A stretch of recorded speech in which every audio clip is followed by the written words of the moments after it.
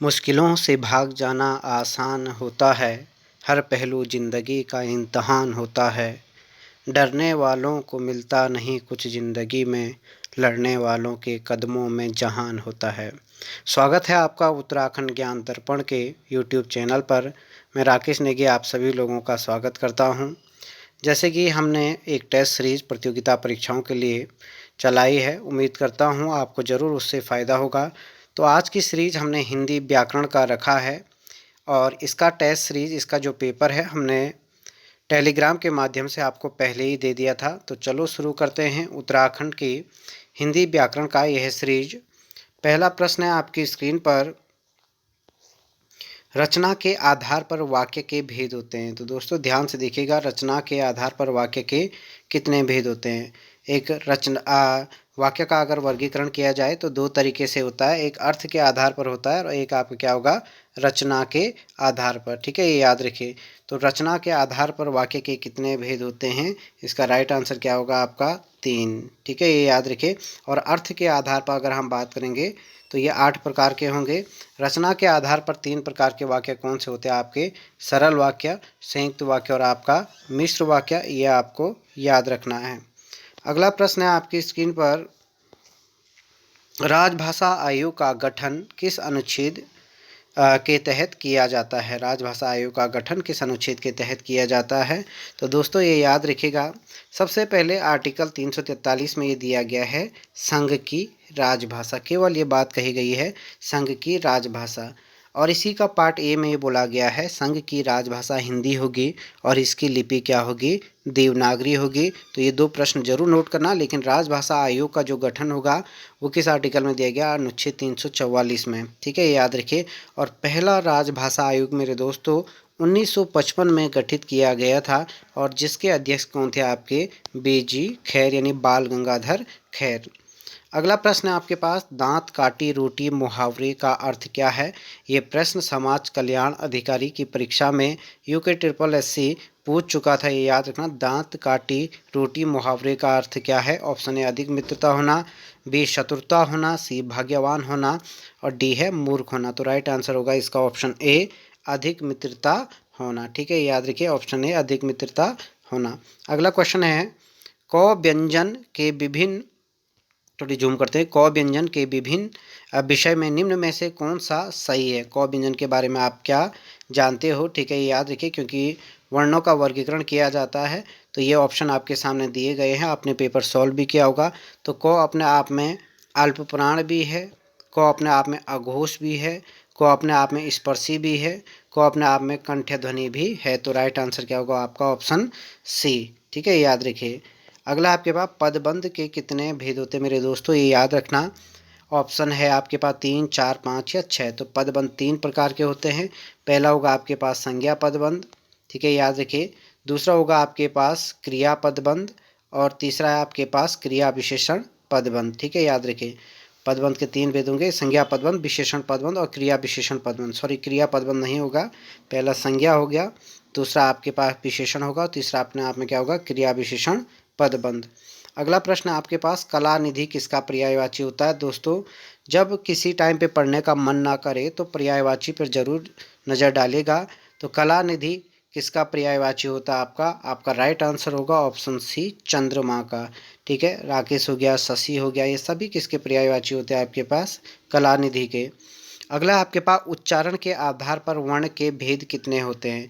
मूल्यांकन जरूर कीजिएगा, ये छोटे छोटे प्रश्न हिंदी में बहुत ज़्यादा सोचने की ज़रूरत नहीं, और हिंदी मेरिट बनाती भी है गिराती भी है। हिंदी में कम से कम आपके 17-18 नंबर आने जरूरी हैं। ठीक है, उच्चारण के आधार पर वर्ण के कितने भेद होते हैं मेरे दोस्तों, ये याद रखिए। उच्चारण के आधार पर 2 भेद होंगे और 2 भेद होते हैं, एक आपका स्वर हो गया और दूसरा आपका क्या होता है, व्यंजन। ठीक है, याद रखिए। अगला प्रश्न है आपके पास, हिंदी दिवस 14 सितंबर को मनाया जाता है। यानी प्रश्न क्या है आपके पास, 14 सितंबर को हिंदी दिवस कब से मनाया जाने लगा। आप ये जानते हो 14 सितंबर 1949 को हिंदी को राजभाषा के रूप में रखने की घोषणा की गई थी, लेकिन हिंदी दिवस मनाना 1953 से प्रारंभ किया गया था। ये आपको याद रखना है। बहुत छोटे छोटे प्रश्न हैं। अगला प्रश्न है आपके पास, ए के उच्चारण स्थान का नाम क्या है। तो ये आपने वर्णमाला को पढ़ा होगा।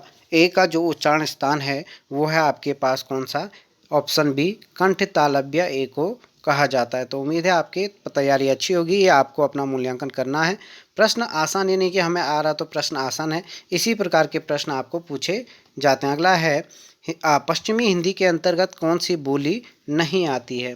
ठीक है, याद रखिए 5 प्रमुख बोलियां आपकी पश्चिमी हिंदी के अंतर्गत है, तो इनमें से कौन सी बोली आपकी पश्चिमी हिंदी की नहीं है। तो याद रखिए कौरवी भी है, बुंदेली भी है, ब्रज भाषा भी है, खड़ी बोली भी है। तो इनमें से आपका छत्तीसगढ़ी है। छत्तीसगढ़ी पूर्वी हिंदी की है। इसको याद करने के लिए मैंने कहा था ABC याद रखिए, अवधी, बघेली और छत्तीसगढ़ी ये पूर्वी हिंदी की भाषा है। 1 नंबर का प्रश्न आपका ये भी बनता है। मेरिट को गिराने बढ़ाने के लिए यही आपके लिए काफ़ी होता है। कौन सा वर्ण समृद्ध है। समृद्ध का मतलब क्या होता है, जिसमें मुख द्वार लगभग खुला रहता है और जिसमें बंद समृद्ध का मतलब जिसमें मुख द्वार लगभग बंद रहेगा और विवर्त का मतलब मुख द्वार खुला रहेगा। तो यहाँ पे दोनों ही ऑप्शन सही होंगे, ऊ और ऊ, ये आपको याद रखना है। ऊ और ऊ दोनों अपना में क्या होंगे, सही होंगे। और विवर्त कौन होता है, जिसमें मुंह पूरा खुला होगा, वो अपने आप में क्या होगा, आ। ये चीज़ भी आपको याद रखना है। निम्न में से कौन सा वर्ण अर्धस्वर है। ठीक है, निम्न में से कौन सा वर्ण आपका अर्धस्वर है। तो प्रश्न को ध्यान से देखिएगा, निम्न में से कौन सा वर्ण अर्धस्वर है। तो ये अर्धस्वर कहलाते हैं आपके कौन से, ऑप्शन बी होगा य और व को।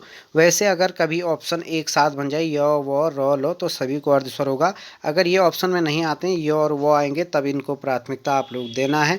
हिंदी में काफ़ी विवाद है और इनमें टेंशन लेने की आवश्यकता आपको नहीं है।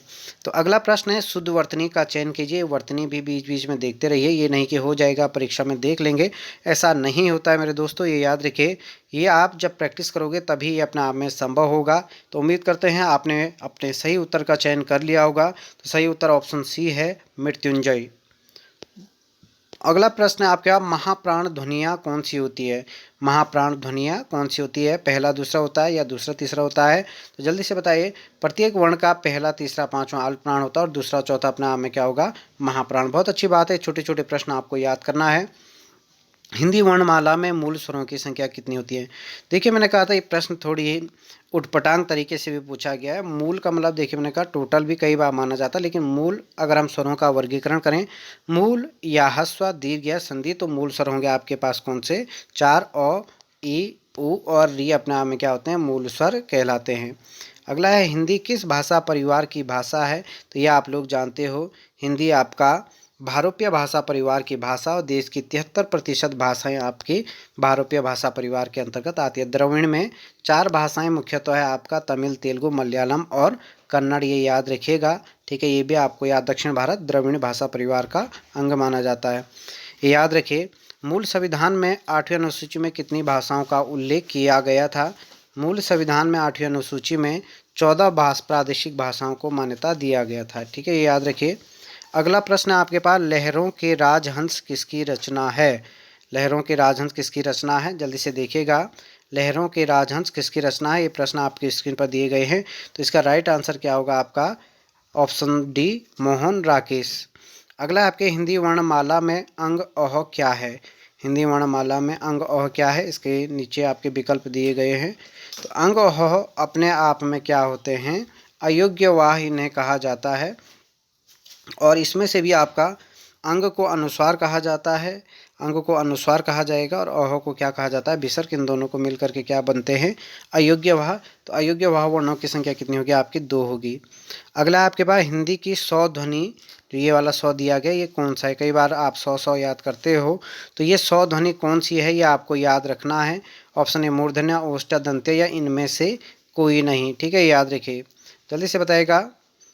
क्वेश्चन आपके पास है, हिंदी की ये 100 ध्वनि अपने आप में क्या है। तो इसका राइट आंसर क्या होगा, इनमें से कोई नहीं, क्योंकि ये अपने आप में कौन सा 100 है, तालव्य 100। अगला क्वेश्चन है आपके पास, क्वेश्चन नंबर 21। निम्न में से बताइए कि किस शब्द में द्वितीय व्यंजन। द्वितीय व्यंजन क्या होता है, जब एक पूरे व्यंजन के बाद दूसरा व्यंजन आधा व्यंजन आएगा, या एक साथ ये दोनों आते हैं। तो जैसे ये दिल्ली लिखा गया यहाँ पे, अपने आप में द्वितीय व्यंजन कहलाते हैं। ठीक है, ये चीज़ आपको, दिल्ली हो गया, बिल्ली हो गया। अगला आपके पास हिंदी वर्णमाला में उत्क्षिप्त व्यंजन कितने होते हैं। तो हिंदी वर्णमाला में उत्क्षिप्त व्यंजनों की संख्या आपकी कितनी होगी, 2 होती है। एक ड होगा और ये ढ होगा, ये वाला जिनके नीचे बिंदा, मेंढक और लड़का वाला। अगला है, निम्न में से कौन सा व्यंजन स्पर्श संघर्षी व्यंजन कहलाता है। तो देखिए, एक स्पर्श अलग हुए, स्पर्श संघर्षी व्यंजन अपने आप में होते हैं, लेकिन स्पर्शी व्यंजनों को ही स्पर्श संघर्षी व्यंजन कहा जाता है, जो स्पर्शी व्यंजन होते हैं 25। तो इसका राइट आंसर आपका होगा ए। अगला आपके पास हिंदी किस भाषा परिवार की भाषा है? तो ये क्वेश्चन पहले भी आ चुका है। हिंदी आपका बहुरूपीय भाषा परिवार का अंग माना जाता है। अगला आपके पास ब्रजबुली नाम से जानी जाती है। काफ़ी अच्छा क्वेश्चन ये दिया गया है, क्वेश्चन नंबर 25 है।